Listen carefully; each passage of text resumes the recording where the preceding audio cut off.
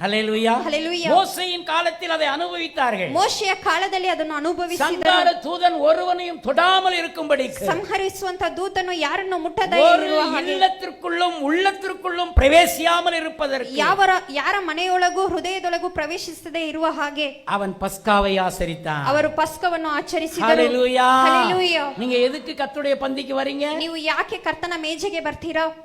ಏನಕ್ಕಾಗಿ ದೇವರ ಸನ್ನಿಧಾನದಲ್ಲಿ ಬಂದು ಕರ್ತನ ಮೇಜೆಯಲ್ಲಿ ಪಾಲ್ಗೊಳ್ಳಬೇಕು? ಯಾವುದಕ್ಕೆ ನೀವು ದೇವರ ಸನ್ನಿಧಾನಕ್ಕೆ ಬಂದು ದೇವರ ಮೇಜೆಯಲ್ಲಿ ಪಾಲ್ಗೊಳ್ಳಬೇಕು? எந்த வாதையும் உங்களுடைய கூடாரத்துக்குள் வந்து நுழையக்கூடாது. ಯಾವ ಉಪದ್ರವವು ನಿಮ್ಮ ಗೂಡಾರದೊಳಗೆ ಪ್ರವೇಶಿಸಬಾರದು. ಸಂಗರಿக்கிறவான பிசாசானவன், ಸಂಹರಿಸುವಂತ ಸೈತಾನನಾದವನು, பயங்கரமான பில்லி சூனிய கட்டுகள், ಭಯಂಕರವಾದಂತ ಮಾಟ ಮಂತ್ರದ ಕಟ್ಟುಗಳು, ತಂತ್ರಗಳು ஒன்றும் உங்களை சேதப்படுத்தாதபடிக்கு ಯಾವುದು ನಿಮ್ಮನ್ನು ಮುಟ್ಟದ ಹಾಗೆ நீங்கள் பஸ்காவை புசிப்பதற்கு ஜாக்கிரதையாக இருக்க வேண்டும். ನೀವು ಪಸ್ಕವನ್ನು ಆಚರಿಸುವುದರಲ್ಲಿ ಎಚ್ಚರಿಕೆಯಿಂದ ಇರಬೇಕು. இந்த பஸ்கா சாதாரணமானதல்ல. ಈ ಪಸ್ಕವಾದದ್ದು ಸಾಧಾರಣವಾದದ್ದಲ್ಲ. கர்த்தருடைய மேஜை ராபோஜனம் திருவிருந்து சாதாரணமானதல்ல. ಕರ್ತನ ಮೇಜೆ ಈ ಎಲ್ಲಾ ವಿಧವಾದಂತ ಭೋಜನಗಳು ಸಾಧಾರಣವಾದದ್ದಲ್ಲ.